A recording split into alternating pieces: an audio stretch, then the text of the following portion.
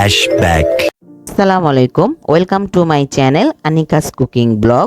আজকে আমি bake spicy pasta রান্না করেছি, সেটাই আপনাদের সাথে শেয়ার করব।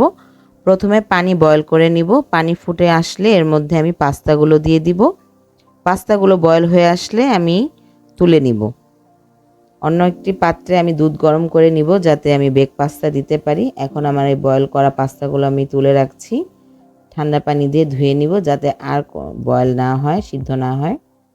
এখন একটি কড়াইয়ের মধ্যে আমি বেশি করে বাটার দিয়ে দিব। বাটারটা একটু মেল্ট হয়ে আসলে এর মধ্যে আমি রসুন কুচি দিয়ে দিব। রসুন কুচি দেওয়া হলে আমি সামান্য একটু ভেজে নিব। রসুন কুচিটার সাথে ভাজা হয়ে আসলে এর মধ্যে আমি মুরগির মাংস দিয়ে দিব। মুরগির মাংসটার সাথে ভেজে নিতে হবে।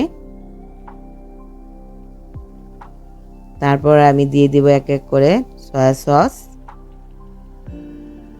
সয়া সস দিয়ে ভালোভাবে কষিয়ে নিব।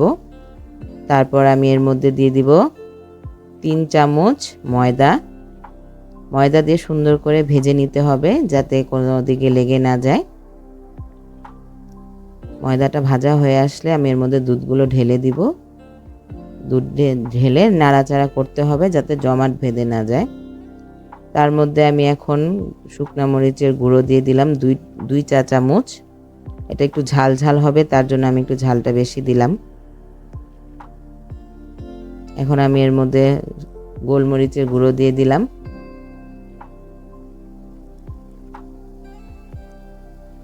তারপর আমি এখন টেস্টিং সল্ট দিব সামান্য পরিমাণের, দিয়ে আবার একটু নাড়াচাড়া করে নিব, ভালোভাবে কষিয়ে নিব। এখন আমি চিনি দিয়ে দিলাম 2-3 টেবিল চামচ, কারণ ঝালের সাথে একটু মিষ্টিটা হলে ব্যালেন্সটা ঠিক হয়ে যাবে, না হলে অনেক ঝাল হয়ে যেত।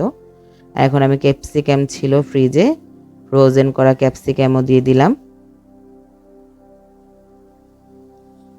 তারপর আমি গাজর সিদ্ধ করা ছিল, এগুলিও দিয়ে দিব।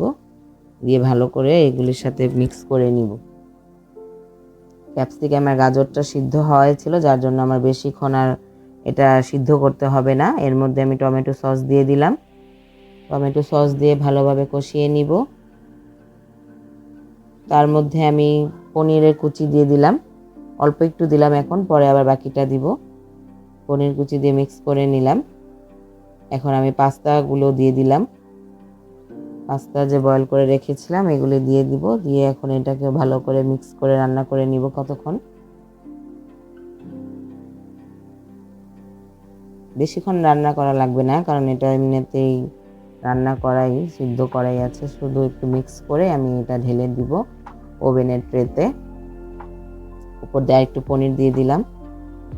এখন আমি এই যে ওভেনের ট্রেতে ঢেলে দিলাম। আমি ওভেনটা আগেই 5 মিনিট ফ্রি হিট করে রেখেছিলাম।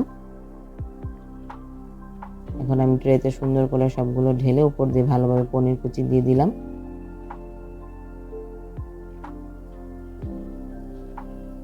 মজরেলা চিজটা দিলে সুন্দরভাবে উপরটা মেল্ট হয়ে যায়, তার জন্য আমি একটু ভালো মতো দিয়ে নিলাম পনির কুচিটা।